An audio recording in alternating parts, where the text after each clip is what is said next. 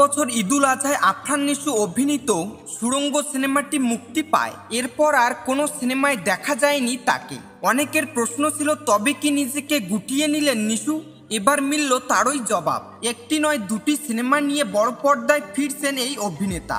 সম্প্রতি SVF alpha entertainment লিমিটেডের সঙ্গে চুক্তিও সেরেছেন নিশু।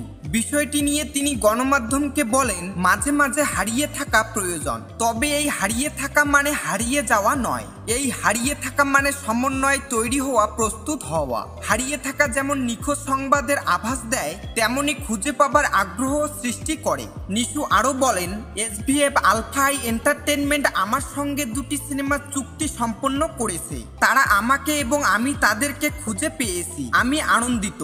তবে চুক্তি সম্পন্ন হলেও নিশুর এই দুই সিনেমার নাম বাকি অভিনয় শিল্পী পরিচালনায় কে থাকছেন তা খোলসা করেননি প্রযোজনা প্রতিষ্ঠানটি। ধারণা করা হচ্ছে শুটিং ও মুক্তির তারিখ সহ বিস্তারিত শীঘ্রই আনুষ্ঠানিকভাবে ঘোষণা দেওয়া হবে।